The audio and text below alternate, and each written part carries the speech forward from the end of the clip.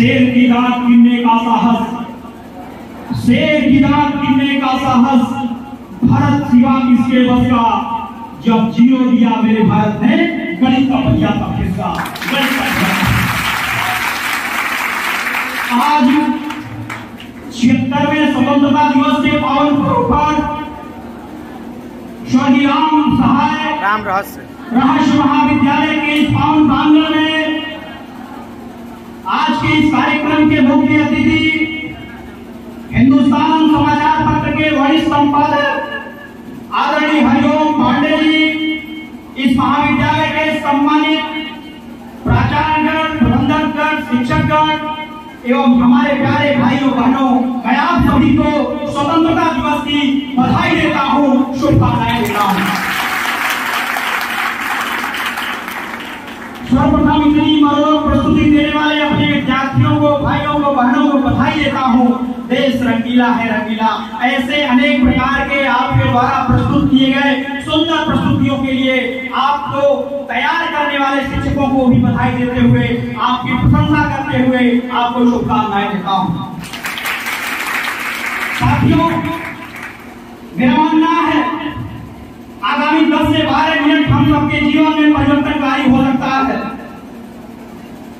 जो इस सभागार में बैठे हैं उनको तो अपनी तरफ आकर्षित करने के लिए मां सरस्वती से आशीर्वाद लेकर के आया हूं, लेकिन जो सभागार के बाहर है उनके भी ध्यान अपनी तरफ आकर्षित करने के लिए उनसे निवेदन करता हूं। साथियों, मैं अपनी बात यहीं से प्रारंभ करता हूं जहां से अपने संचालक महोदय ने अपने अनेक प्रकार के नकारात्मक बातों को आपके समक्ष प्रस्तुत किया है। सब कुछ संभव है इस दुनिया में, सब कुछ संभव है। जो आप सोच सकते हैं वो आप पा सकते हैं। बस आवश्यकता है अपने अंदर की उस शक्ति को पहचानने की जो आपको बर्फ शक्ति तक पहुंचा सकती है। इस दुनिया में आपने जो भी कुछ सोचा है, लक्ष्य बनाया है, मैं निश्चित तौर पे विश्वास के साथ कह सकता हूं, अगर मेरे जैसा सामान्य विद्यार्थी, सामान्य बालक, एक किसान का लड़का छोटे से गांव से निकल के राष्ट्रपति भवन तक जा सकता है, तो आप सभी आगे चल करके भारत का मान सम्मान का उन्नयन बढ़ा सकते हैं। मैं ऐसे राम रहस्य महाविद्यालय के सम्मानित विद्यार्थियों का अभिनंदन करते हुए आपके अंदर आत्मा ऊर्जा को प्रभावित करने का प्रयास करता हूं। निश्चित तौर पर इस दुनिया को बनाने वाले ने प्रत्येक व्यक्तियों के अंदर एक अभूतपूर्व शक्ति की रचना की है। आपके अंदर एक बहुत अच्छा कोई स्किल है, बस आवश्यकता है अपनी क्षमता को पहचानने की। मैं कहता हूँ देशभक्ति से ओतप्रोत, देशभक्ति का तात्पर्य जैसा कि आप सभी बाल्यकाल से सुनते आ रहे होंगे, अपने जीवन की प्रारंभिक शिक्षा से सुनते आ रहे होंगे, कतई देशभक्ति का यह तात्पर्य नहीं है कि सीमा पे खड़े होकर के हम बंदूक लेकर के देश की रक्षा करेंगे। हाँ, निश्चित तौर पर जो देश की सीमा पे खड़े हैं वह हमारे देश के जवान अभूतपूर्व परिश्रम कर रहे हैं, लेकिन अपने दायित्वों का निष्ठापूर्वक पालन करने वाला समाज का प्रत्येक वर्ग देशभक्ति हो सकता है। एक शिक्षक अगर ठीक प्रकार से विद्यार्थियों को शिक्षा देने का काम करता है वह भी देशभक्ति का काम करता है।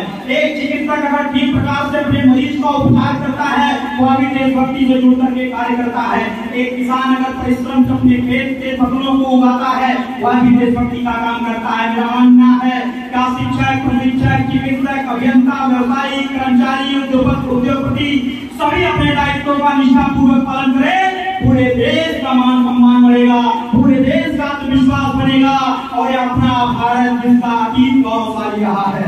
मेरा मानना है जिस देश के युवाओं को अपने अतीत पे गौरव ना हो, वर्तमान की पीड़ा ना हो और भविष्य के सुनहरे सपने ना हो, वो देश कभी विकास नहीं कर सकता। अपने भारत की तो परंपरा, अपने भारत हिंदुस्तान की परंपरा अतीत तो गौरवशाली है। हम स्वामी विवेकानंद के वंशज हैं, हम महाराणा प्रताप के वंशज हैं, हम शिवाजी महाराज के वंशज हैं। हमारा अतीत गौरवशाली है, हमारा वर्तमान ऊर्जावान है और हमारा भविष्य निश्चित तौर पर आने वाले समय में। आज हम सब देश के आजादी के अमृत महोत्सव को मना रहे हैं। देश को आजाद में 75 वर्ष पूरे हो चुके हैं। जिस दिन हमारा देश 100 वर्ष पूरा करेगा आजादी का, मुझे आशा ही नहीं पूरा विश्वास है इस पूरी दुनिया का मार्गदर्शन करने के लिए अपना हिंदुस्तान आगे बढ़ चुका है। और आप आप सभी के कंधों पे वो जिम्मेवारी है, क्योंकि किसी ने कहा है सीमा पर जब सैनिक जागे, सीमा पे जब सैनिक जागे तब देश चैन से सोता है। आजाद सुभाष भगत था ये देश आज भी रोता है, ये देश आज भी रोता है। साथियों, अनेकों तपस्याओं की पराकाष्ठा से हिंदुस्तान को आजादी मिली थी। अनेकों नौजवानों के बलिदान के बाद अपना देश स्वतंत्र हुआ था।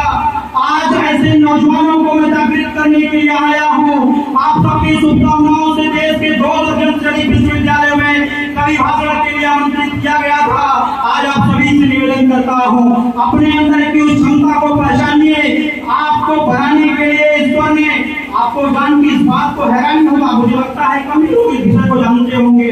जो भी लोग यहाँ उपस्थित हैं, इस देश के मात्र 8.15% ही लोग स्नातक की पढ़ाई कर सकते हैं, किए हैं या स्नातक की पढ़ाई को पूरा किए हैं। साथियों, सौभाग्यशाली है यहाँ जो भी लोग उपस्थित हैं, सभी लोग कहीं कहीं से ग्रेजुएट है, स्नातक है। तो आप सोचिए, देश के 8.15% लोगों में शामिल है। आप तो परम सौभाग्यशाली हैं। आप कल्पना करिए ना, किस प्रकार से आपके माता पिता ने आपको पढ़ा करके अपने परिवार के दुखों को दूर करने के लिए अपना सर्वस्व समर्पित किया है। आज आवश्यकता है आपको अपनी जिम्मेदारियों का निर्वहन करने के लिए।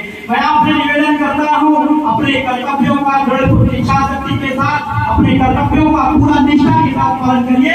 दुनिया का बड़ा से बड़ा लक्ष्य आपके सामने होगा, क्योंकि किसी ने कहा है देशभक्ति से ओतप्रोत, देशभक्ति से ओतप्रोत जन जन का मानस जब होगा, सुखी और समृद्ध राष्ट्र निर्माण कहीं पर तब होगा, निर्माण कहीं पर तब होगा। साथियों, मैं आपको बताना चाहता हूं, इस 75 वर्ष की लंबी यात्रा में हमारा हिंदुस्तान निरंतर नए गरिमा स्थापित करते हुए आगे बढ़ रहा है। क्या था सपना पंडित दीनदयाल उपाध्याय जी का? अंत्योदय की परिकल्पना उनकी जो थी, आज वर्तमान की आपकी सरकार में योजनाओं पे नहीं जाना चाहता, लेकिन बताना चाहता हूँ जिन लोगों को अभी भी लगता है कि हमारे समाज के अंतिम व्यक्ति तक सुविधाएं नहीं पहुंच रही हैं, उनको अपनी दृष्टि को सकारात्मक करने की आवश्यकता है। क्योंकि अगर शौचालय किसी के घर नहीं था तो गरीब के घर नहीं था, आवास नहीं था तो गरीब के पास नहीं था, गैस कनेक्शन नहीं था तो गरीब के पास नहीं था, बिजली नहीं थी तो गरीब के पास नहीं थी।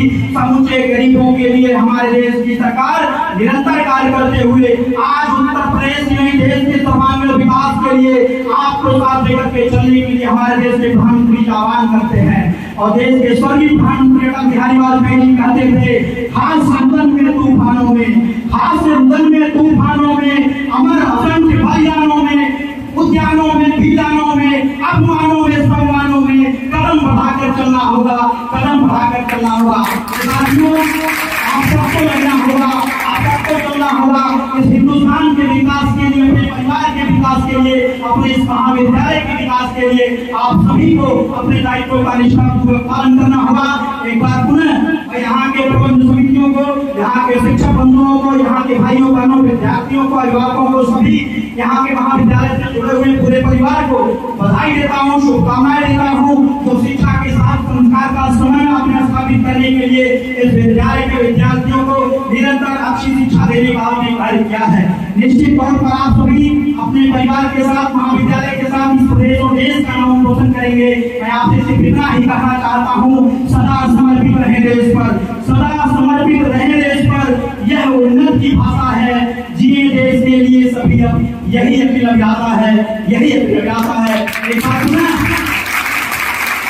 आप सभी को बधाई देता हूँ, आप सभी को शुभकामनाएं देता हूँ। आजादी के अमृत महोत्सव में सम्मिलित होने के लिए आप सभी का आह्वान करता हूँ। महाविद्यालय परिवार को बुलाने के लिए यहाँ मुझे आज के इस कार्यक्रम में मुझे जिन्होंने बुलाया, ऐसे नई दिशा सेवा संस्थान के कृष्ण कुमार त्रिपाठी जी के प्रति आभार प्रकट करते हुए, आप सभी का अभिनंदन करते हुए वाणी को देता हूँ। जय जय श्री राम।